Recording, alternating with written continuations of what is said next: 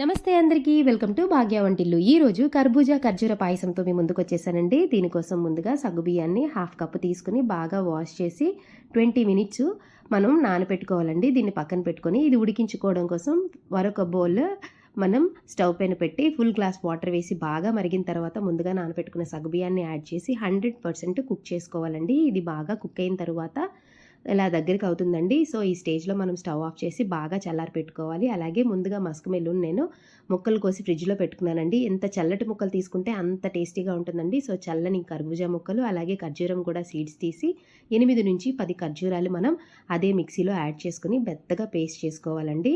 అలాగే నేను కాచి చల్లార్చుకున్న పాలు కూడా ఫ్రిడ్జ్లో పెట్టానండి. సో అవి కూడా చల్లని పాలండి.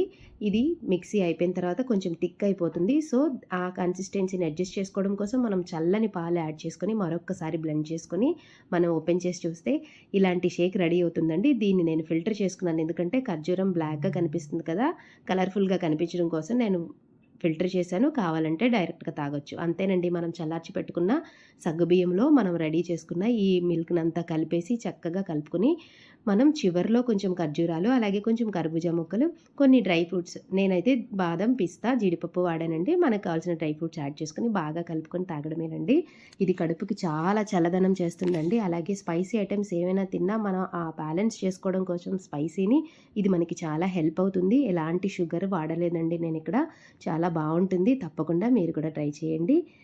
నా ఛానల్ ఎవరైనా ఫస్ట్ టైం చూస్తే ప్లీజ్ లైక్ చేయండి, షేర్ చేయండి, సబ్స్క్రైబ్ చేసుకోండి. మరిన్ని వంటల కోసం నాకు కామెంట్ చేయండి. నచ్చింది కదా, మీరు కూడా తప్పకుండా ట్రై చేయండి. Thank you all.